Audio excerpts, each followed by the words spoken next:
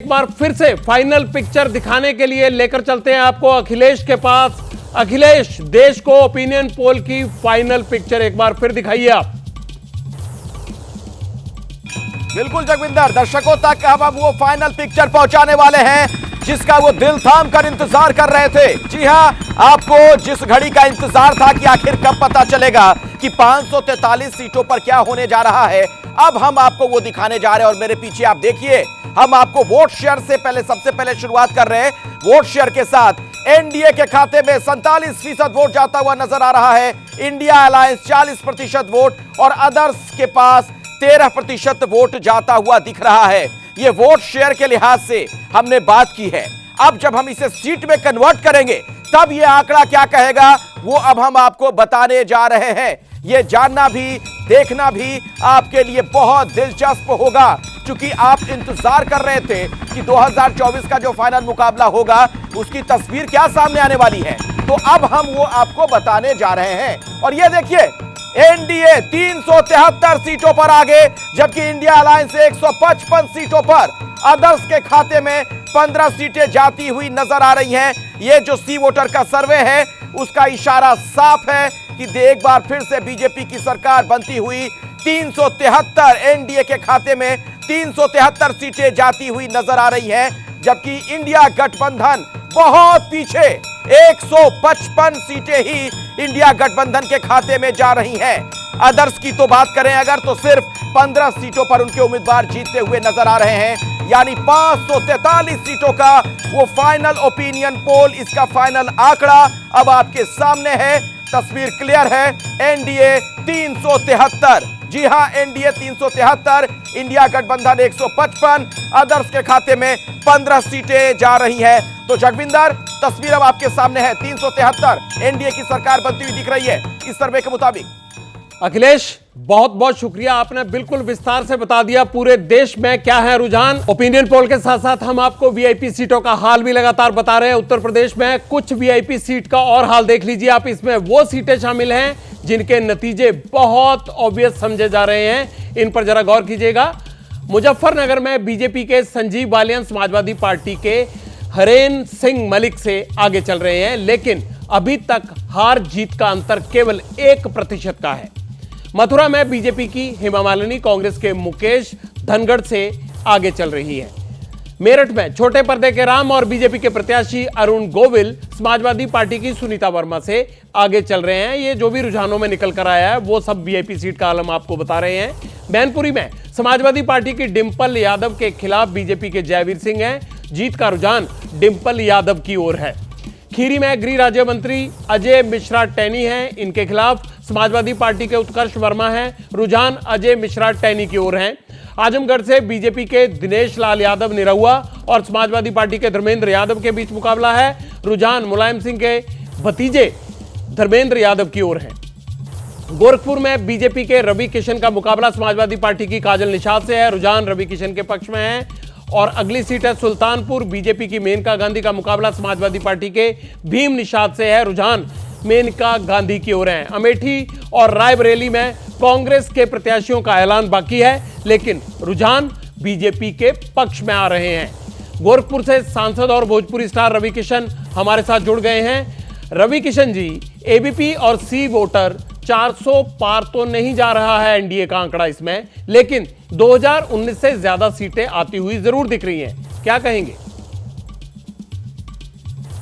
जी नमस्कार। हाँ, ये तो बहुत कमाल की न्यूज है और सत्य तो न्यूज ही है।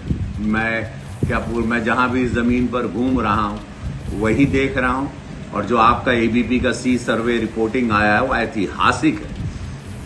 इस वक्त यशस्वी प्रधानमंत्री मोदी जी को 2014 वाला जो सुनामी था उससे डबल सुनामी मैं देख रहा हूं, क्योंकि मैं 120 नुक्कड़ सभा अभी तक कर चुका हूं।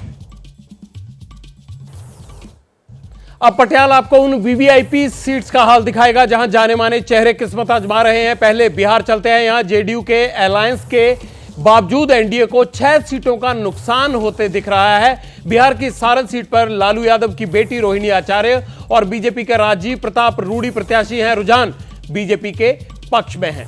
बेगूसराय सीट से बीजेपी के केंद्रीय मंत्री गिरिराज सिंह और सीपीआई के अवधेश कुमार राय के बीच में लड़ाई है। रुझान बीजेपी के पक्ष में है। पाटलिपुत्र सीट पर बीजेपी ने राम कृपाल यादव और आरजेडी ने मीसा भारती को प्रत्याशी बनाया है और यहां रुझान आरजेडी के खिलाफ जा रहा है। आरा से भारतीय जनता पार्टी के आरके सिंह और सीपीआई के सुदामा प्रसाद को प्रत्याशी बनाया गया है। रुझान बीजेपी के पक्ष में है। पूर्णिया सीट से जेडीयू ने संतोष कुशवाहा को और आरजेडी ने बीमा भारती को टिकट दिया है, जबकि पप्पू यादव निर्दलीय चुनाव लड़ रहे हैं और रुझान जेडीयू के पक्ष में है।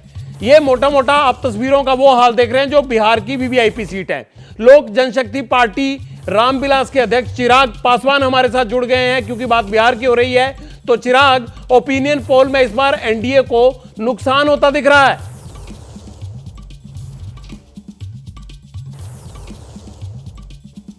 नहीं, हकीकत है ना 2014 ना 2019 हम लोगों ने कोई भी चुनाव ओपिनियन पोल के भरोसे या सर्वेस के भरोसे नहीं, सिर्फ अपनी मेहनत, अपने विश्वास के भरोसे हम लोगों ने ये चुनाव लड़े।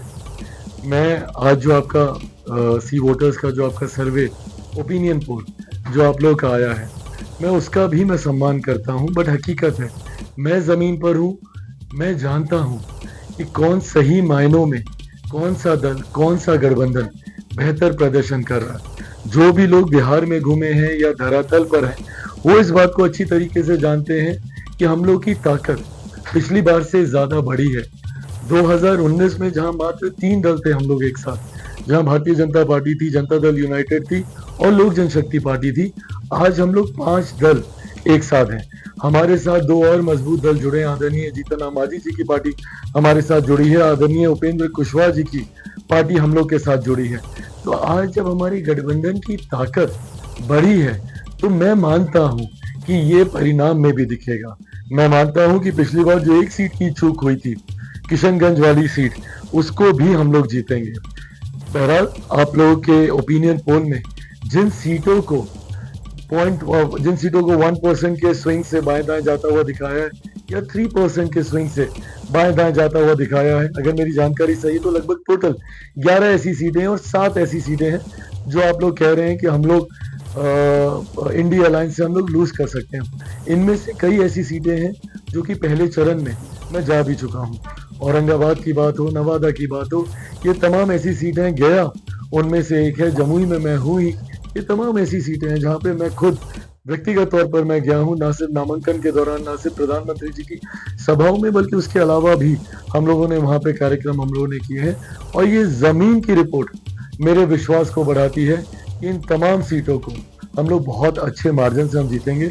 Rather I would want to say this on record, मैं मानता हूँ कि इस बार हर सीट पे हम लोग का मार्जिन पिछली बार के मार्जिन से ज्यादा बढ़ेगा। बिहार में इस बार सन ऑफ मल्लाह यानी वीआईपी पार्टी के अध्यक्ष मुकेश सहनी महागठबंधन के साथ हैं। मुकेश सहनी जी, एबीपी वोटर ओपिनियन पोल के मुताबिक बिहार में एनडीए को पिछली बार के मुकाबले नुकसान हो रहा है, लेकिन आपके गठबंधन को इसका बहुत फायदा होता दिख नहीं रहा है, क्यों?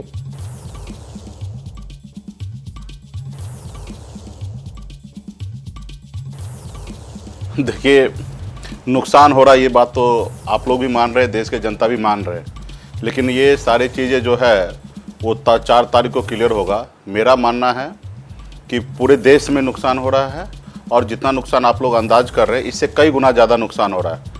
अभी बिहार में मैं घूम रहा हूँ, कई दर्जन रैली मैंने कर लिया है तेजस्वी प्रसाद यादव जी के साथ, और मैं जनता के बीच में जा रहा हूँ। तो देश में खास करके युवा के बीच में सबसे बड़ा जो मुद्दा है वो है रोजगार का।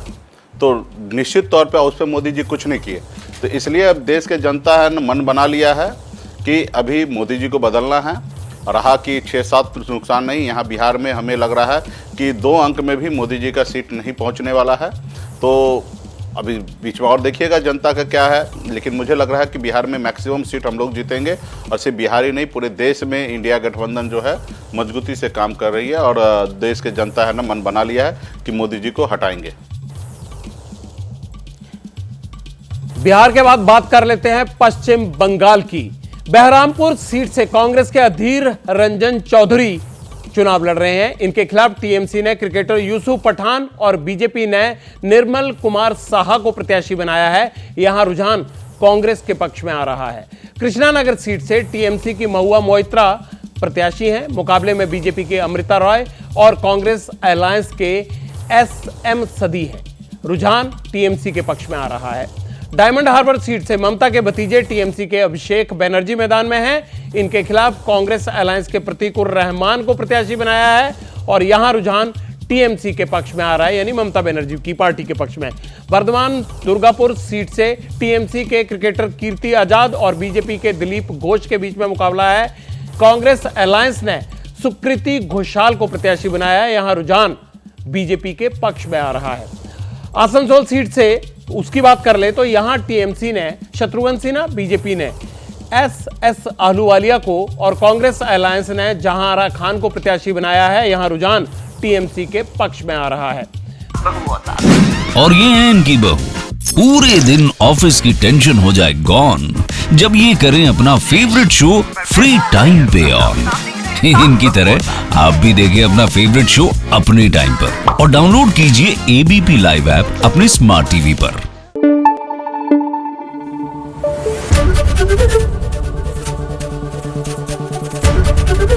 एबीपी न्यूज आपको रखे आगे।